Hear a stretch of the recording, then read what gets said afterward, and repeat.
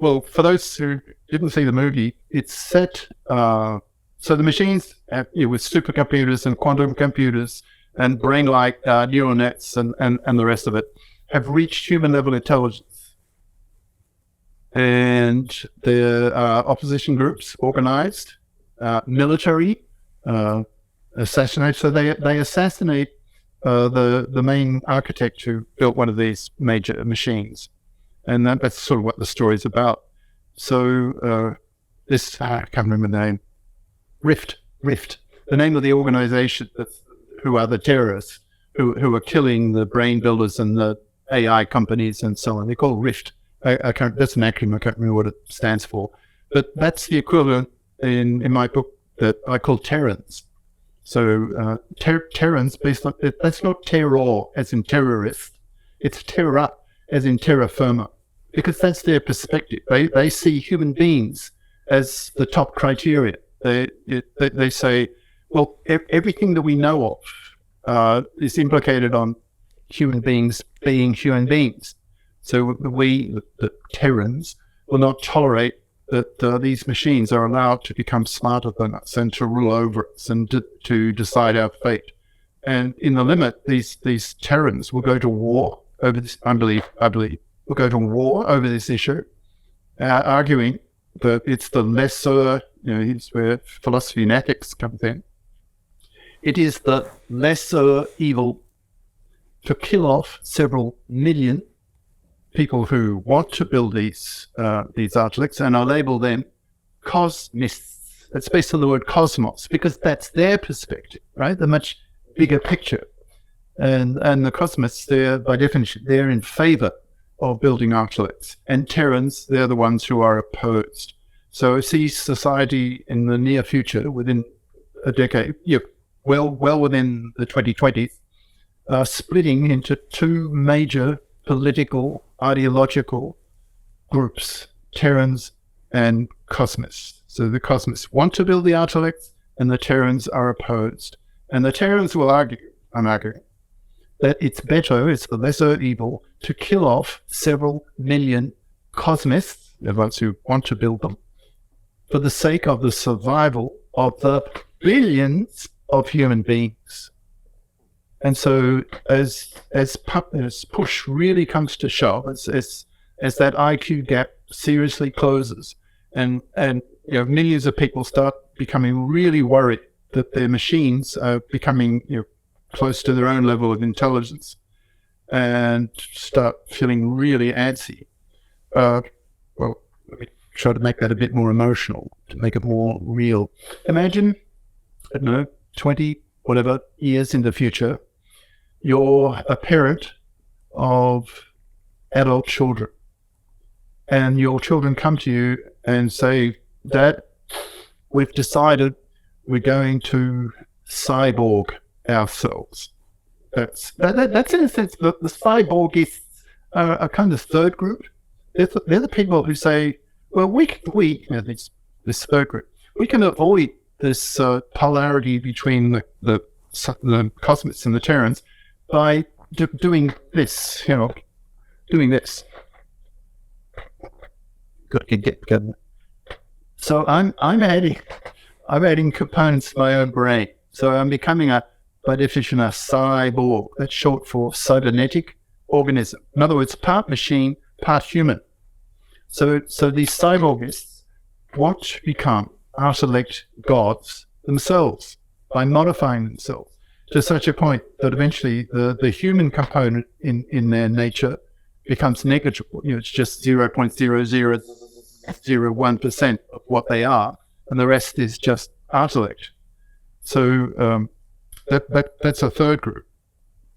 So the Terrans, they will realize they have a time window. They can't wait too long.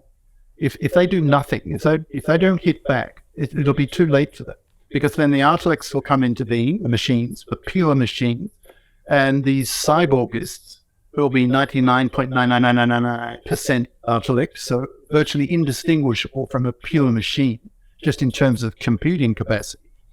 And so the Terrans, for example, getting back to the parents. So the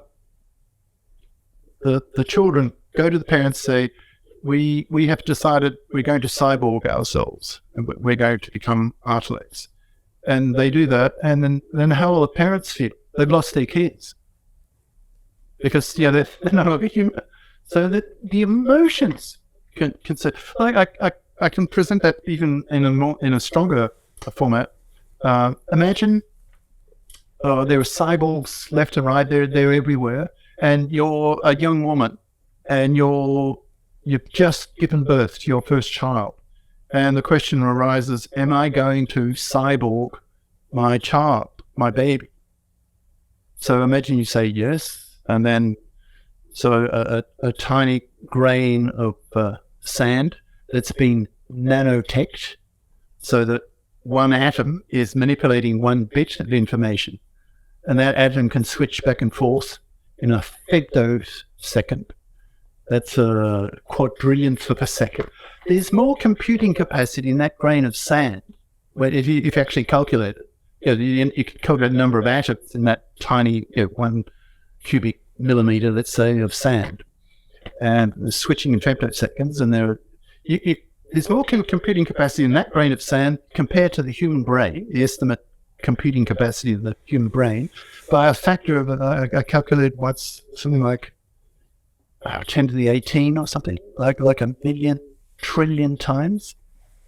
So imagine then being that mother, and you cyborg your baby, and that baby then is 0.0001% human and 99.99999% Artilect, and totally alien. So that mother will feel she has lost her child.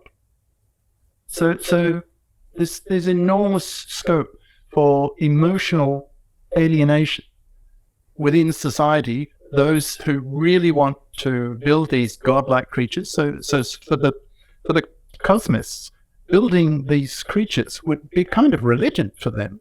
It would be a sort of scientist type religion. They'd be building gods. Like one of the slogans I mentioned a bit before, expressing the whole issue in a nutshell, is: do we human beings, do we build gods, or do we build our potential exterminators?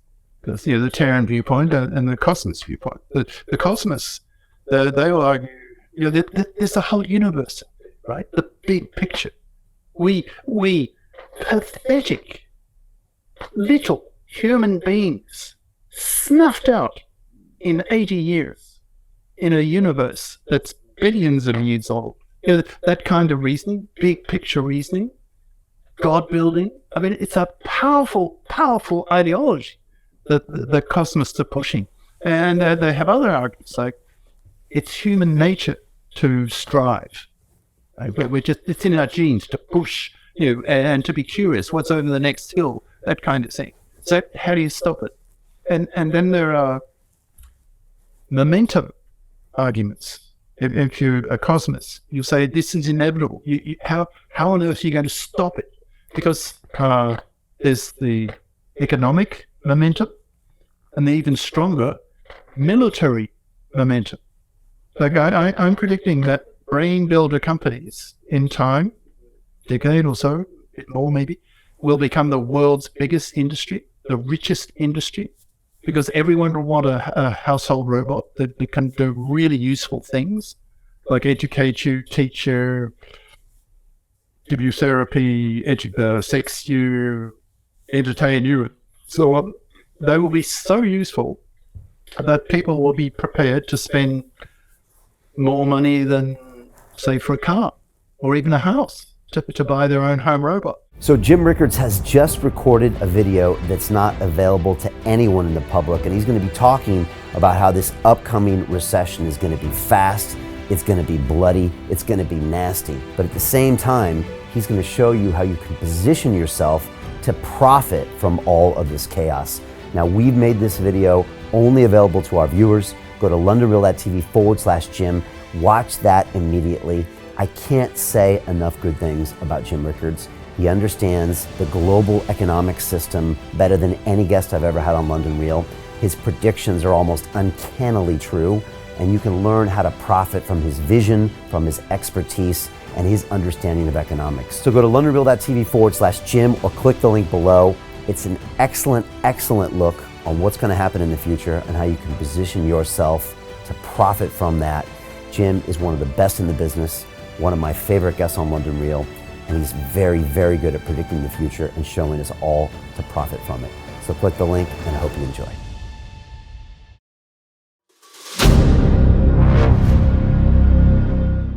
I'm looking for partners, collaborators, colleagues who want to join forces with me around the globe and create real value, generational wealth, and financial freedom for everyone else around the world. Get involved in the cryptocurrency markets, get involved in the NFT markets. This is your moment. Life all comes down to a few moments. Don't let this pass. Now it's not too late. Next year's going to be too late. Ultimately, this is about freedom. That's the way I see it. This is about giving power back to the people and enabling billions of people worldwide to use the financial markets to improve their lives and those of their friends and their families and their communities. Honestly, I think it's a violation of human rights not to allow people basic access to financial services.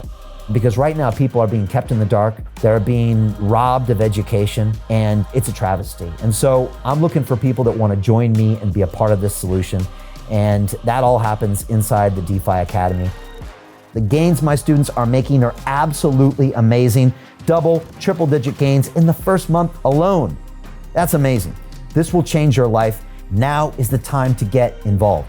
I'm gonna tell you exactly how my students in my academy made money in the last 30 days. I'm talking about real trading results. And let me just whet your appetite a little bit. Let me hit you with some numbers. I'm talking Brendan from New Zealand is up 68.77% on the month. Steve from Europe up 83%. Albert in Singapore up 169.9% on one single trade.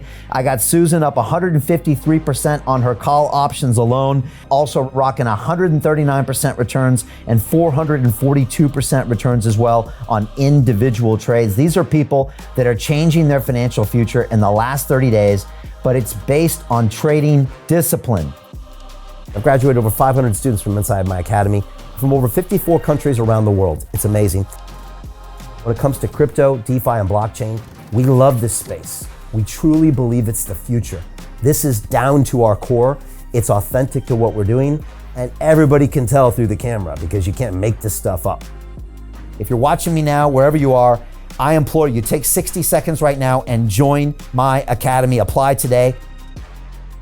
Now you've got a chance. Life all comes down to a few moments. What are you gonna do?